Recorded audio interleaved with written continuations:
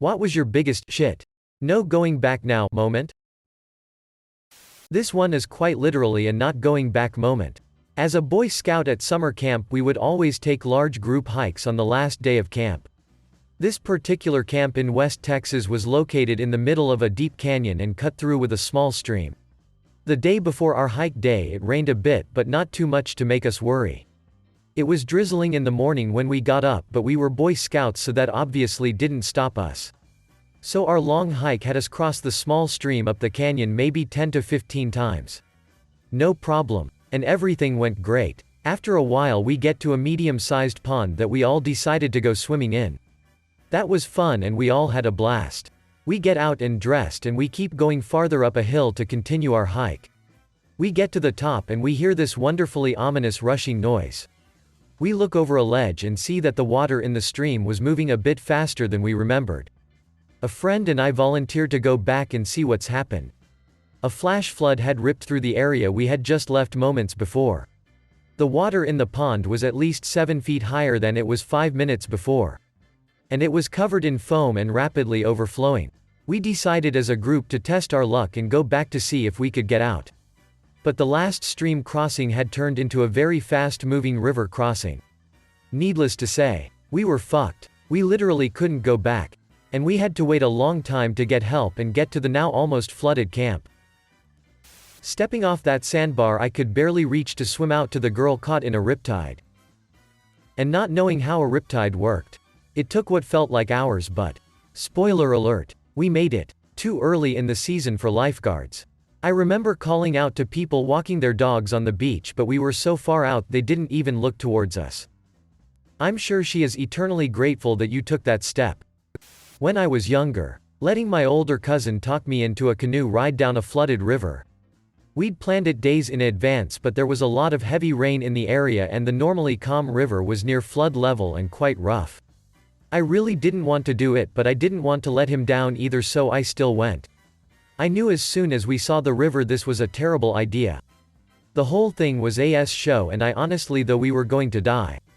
We had no control and at one point we got stuck nose down in a large rock. Knowing if we tipped out we were drowning. We somehow made it out and to the shore where we walked back with the canoe. Last summer I replaced my roof. Standing on the ladder at the corner of the house with the shingle stripping shovel. I just stood there for 5 minutes thinking if I wanted to do this or not. Then I ripped off the first few shingles. And there was no going back. I hopped a freight train once. And the moment it hits 15 to 20 miles per hour, you're just along for the ride. But the real no going back moment came when the train stopped on a siding outside Winnemucca. After waiting there for like 5 hours, I decided to walk into town and get some ice cream sandwiches. As soon as I got 50 yards from the train, I realized, if it starts rolling now, I'll be too far away to chase it down. I'll just be stuck in this town for a while. There's definitely no going back from Winnemucca. When I was about to get on the plane to my first semester of med school, my dad, never one for sentiment, said, "Well, you're now actually worth more dead than alive. Don't screw this up." The feeling when the plane takes off, knowing there's no turning back. It all depends on you. A scary feeling that is. While motorcycling through Vietnam, it was getting late and I was running low on fuel. Too low to turn back to the previous town. If that wasn't bad enough, my bike rack broke. Luckily, a kind man and his daughter stopped to help. He knew no English outside of "I can fix," so I followed him. I wore my bags and held the rest in my lap. Entering the town, my jaw dropped. It was complete calamity. The streets were filled with people carrying 2x4s, rocks and bottles. Literally hundreds of people. It was like a war zone. With people smashing scooters and cars on fire. People yelling and fighting. A few individuals were running for their lives with mobs in tail. I can still vividly see one man's face as he looked over his shoulder in dread. There were too many people to drive through. So I had to slow down to a crawl. All I kept thinking was, please don't notice me. Please don't rob me and smash my face in. Please know I'm with this kind man and his daughter. The moment lengthened as a few of the town folk started to notice me. I was scared shitless but produced a warm smile. The smile wasn't returned. The kind man looked back and those who were taking interest in me noticed. Can't help but think it helped. We finally breached the throng of people and pulled down an alleyway to his place. I still didn't feel safe. But I needed gas and my rack fixed. I tried to ask the man why all these people were fighting one another. He just smiled and made the drink gesture. It was during Tet, or the Vietnamese New Year. He fixed my rack, gave me some gas and wouldn't take any money as payment. However, like Christmas, the kids receive money, so I gave his daughter a fat wad of cash.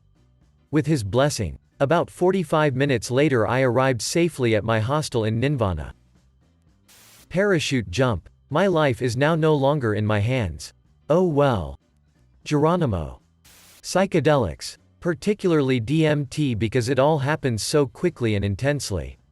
Salvia. Never again. Only lasts 5 minutes. But holy she does it feel like an eternity.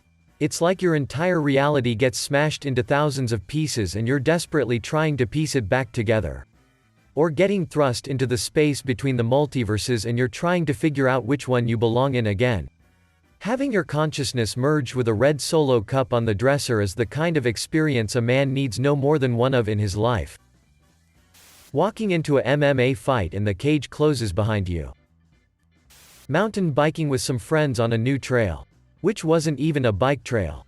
We hiked most of the way up since it was too steep to ride up. Carried our bikes all the way up. Rested at the top for a bit and then rolled over the edge. I remember as my front tire crested and gravity started taking over, I thought, there's no way I'm stopping now. Unless a tree stops me. Canoeing over a waterfall. First time I did a waterfall I thought I was gonna die. I'd been whitewater kayaking for over a year. Had all my safety-trained friends there with me. Yet that feeling of going over and looking down at the hole just made me go, yep. I've gone too far. I made a budget yesterday to figure out how much I'd need to move out. If I work 2 more hours than planned at a starter job I've lined up, I could do it easily. With all the optional expenses. That's when it hit me that I'm not in college anymore and I actually could have the money to live independently. When I laid in the bed of my psychiatric hospital's bedroom for the first time. Here, try this hot wing. Took a bite and for the next 18 hours. I could only focus on how this was a crime against humanity. And for those now asking, it was the last dab XXX on a drumstick. It was coated all over. I just ate one big bite. And then I went and shoved my head under a cold shower.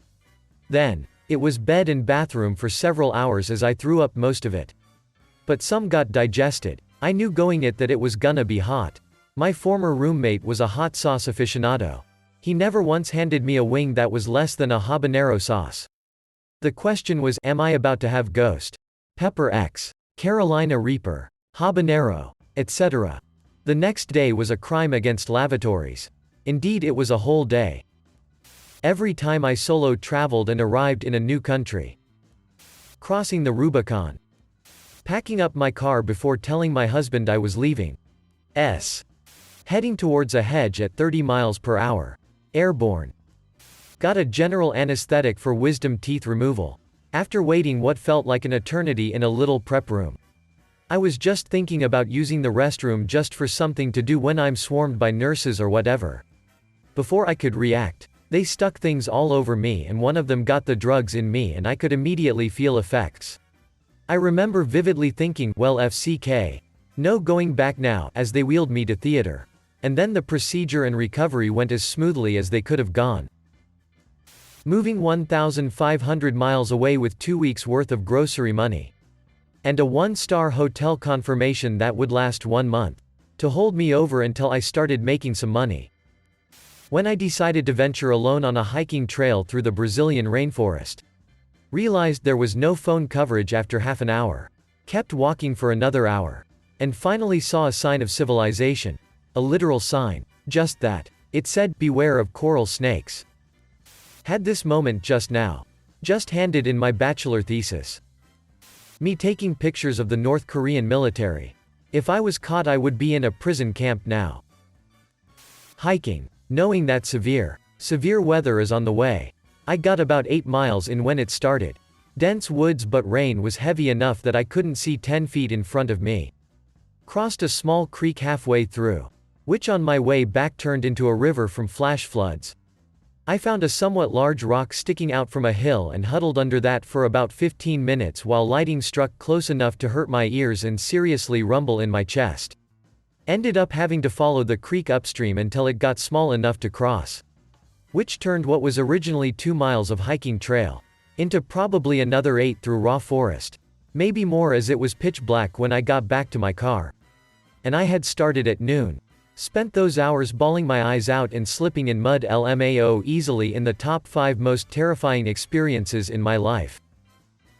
The positive pregnancy test. We were trying. But seeing the test, my first thought was honestly, OS, what have we done? He's now 8 months old and it is the best. But still the scariest decision we ever made. Signing the lease to an apartment with my long-distance girlfriend. Moving 6 hours away from home. It's relatively not that bad. But no matter the outcome, my life won't be the same after this.